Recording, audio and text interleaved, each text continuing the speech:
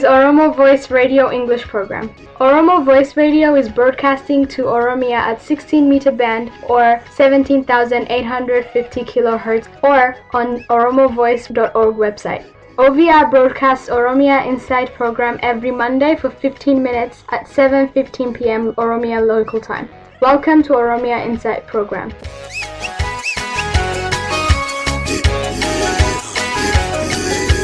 Welcome to Oromia Insight. My name is Aliji Galato. Our guest today is Professor Asafa Jalata. Asafa Jalata is Professor of Sociology, Global Study and African Study at the University of Tennessee, Knoxville. His teaching and research expertise focus on the area of Oromo study, global study, development and international inequality, social movement, nationalism, terrorism study, indigenous study, human rights in the race, and ethnicity. Welcome, Professor. You're welcome, sir. Who is Oromo? Oromo is a person who is born from an Oromo family and who identifies herself or himself as citizens of the Oromo nation or Oromia. You can be an Oromo also by choice, regardless of your family background. So what is Oromo question then? The Oromo question is a colonial one, and the Oromo have been colonized since the last decades of the 19th century. Since then, they have been the colonial subject of Ethiopia. They have never been citizens of Ethiopia because they have been denied to be citizens. They have been subjugated, exploited, abused, mistreated. And only Oromo collaborators and opportunities and their Ethiopian or Amhara Tigray masters deny this reality. So Oromos are really facing a very serious problem in Ethiopia as colonial subjects. So the Oromo question is, as I said, is a colonial one. You write a lot of books, and you write about Oromo and Oromumma. What motivated you to write about Oromo and Oromumma? As you have indicated in your introduction, I'm a critical social scientist. I write about many subjects, about the colonization, about mistreatment of people around the world, and also I'm an Oromo activist scholar. Because of these reasons, I'm very much committed to write about Oromo and Oromumma. My scholarship and political activism started when I was in college in Oromia. Since then, my commitment to write about Oromia or the Oromo people in Oromia have expanded and developed. What is the relationship between Oromo and Oromumma? Which one comes first, Oromumma or Oromo? That's a very interesting question. The relationship between Oromo and Oromumma is dialectical. The Oromo have their culture, belief systems, values, and worldviews. Because of that, all Oromo have basic Oromumma, which I mean to be an Oromo, to manifest Oromoness through manifesting all the phenomena I have mentioned above. But the question is how one can develop Oromo nationalism or national Oromumma. And that is a very difficult question because many people confuse basic Oromumma or elementary Oromumma with national Oromumma, which involves national culture, identity, nationalism. Developing this kind of Oromumma requires liberation, education, and a national struggle, which takes a long time for people like the Oromo people, which are the largest national group in the Horn of Africa. They are estimated at between 40 and 50 million. So to introduce liberation education, to mobilize people to engage in the struggle so that they can develop national Oromumma is a very challenging one because the Ethiopian colonial system doesn't allow the Oromo to be educated, to be liberated. Assume that all Oromo have got Oromumma. What's the benefit? What will change if everybody actually have Oromumma? That's another interesting question. Basic Oromumma and the national Oromumma are interrelated but not the same. You can have basic Oromumma, but you may not have nationalism. Therefore, you may not participate in Oromo struggle. But having high level of Oromumma, which I call national Oromumma, is very beneficial. The Oromo people cannot fully commit themselves to to struggle for their liberation without understanding their national culture and history in developing Oromo nationalism. As you know, since their colonization, Oromos were segmented and they were divided on colonial regions, religious identities, and clan families.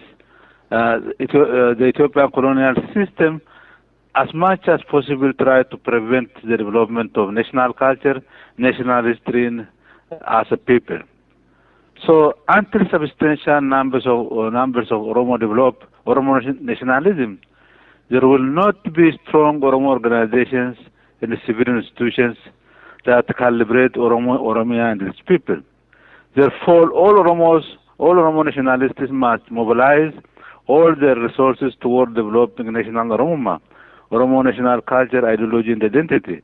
Without doing that, you cannot liberate yourself. So, Oromumma, national Oromumma, is very necessary to liberate the Oromo people from Ethiopian colonialism and the global imperialism that have been keeping them in darkness, poverty, and ignorance for more than 100 years.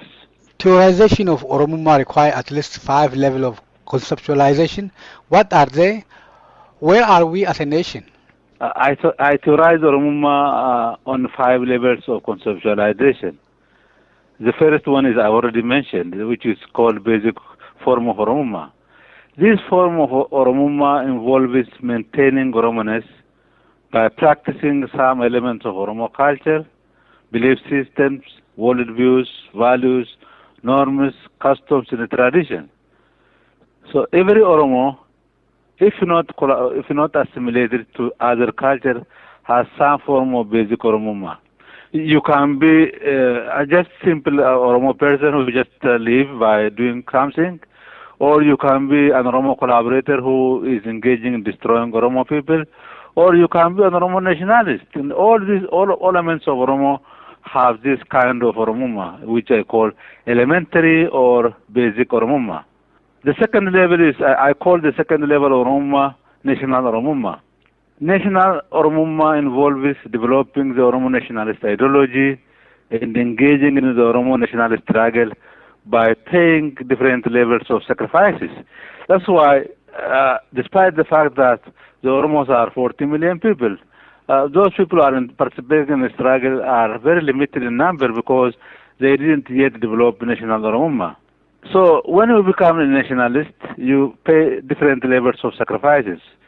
One form of sacrifice can be called basic sacrifice. This involves joining Oromo associations and organizations, spending time, energy, and money to promote the Oromo national culture. Like the work many people who are working in the Oromo media are doing. They are spending their time, energy, and all resources to promote the Oromo cause. The reason why they are doing this in a foreign country, for example, including you, is because you are an Oromo nationalist. You want to promote the Oromo cause. The second form of sacrifice involves paying high level of sacrifice, which may even involve dying or being ready to pay an ultimate sacrifice the Oromo national cause. An example of this are Oromo members of the Oromo Liberation Army, people who are sacrificing their lives or almost all their lives to work on the Oromo liberation struggle entirely, not as part-time.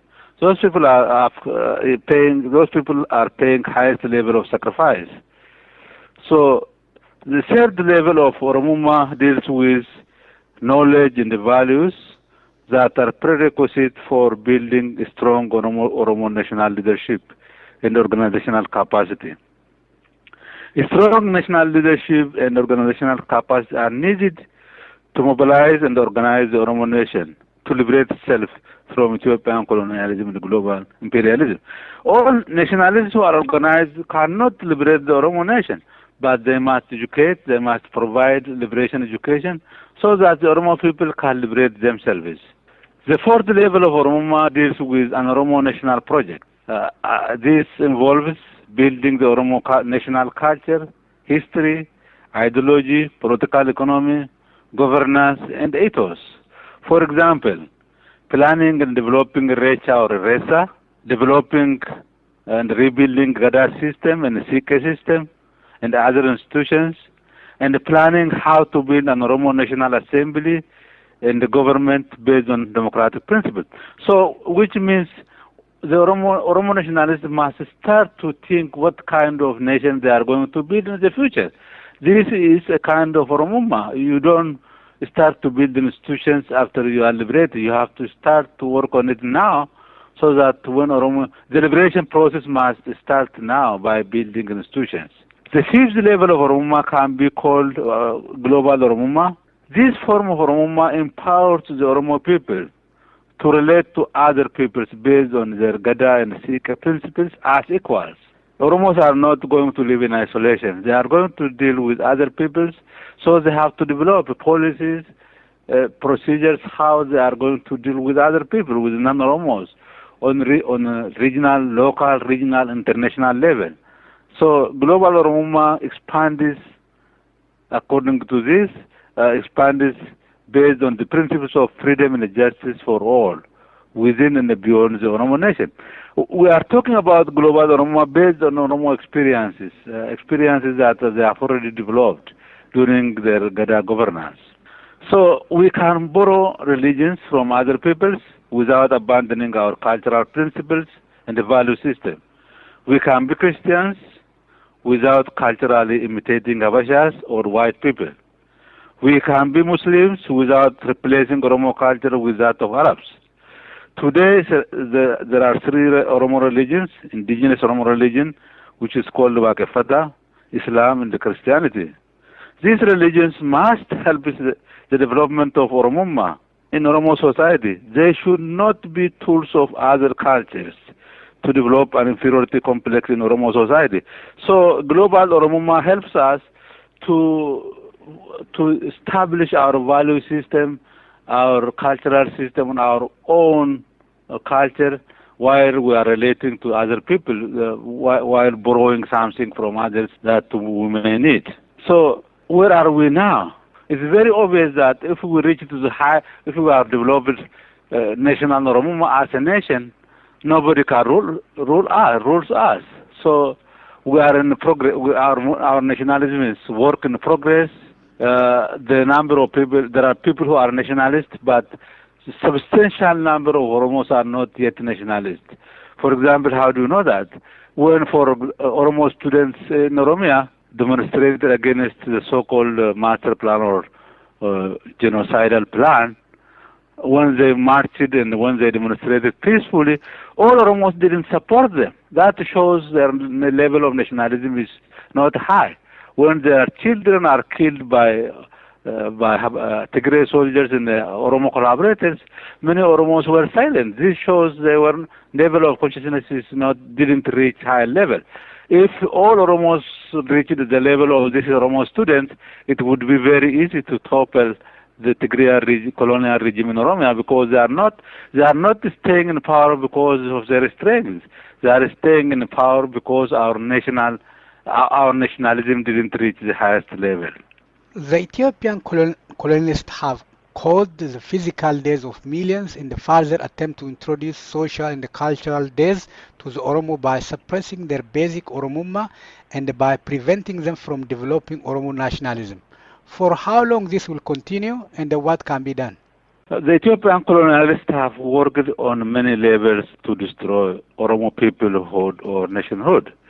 Let me mention a few of them. First, they have killed knowledgeable Oromo who have resisted Ethiopian colonialism. As history demonstrates, they reduced Oromo people from 10 million to 5 million during colonialism, but still... Part 2 of this interview will continue next week.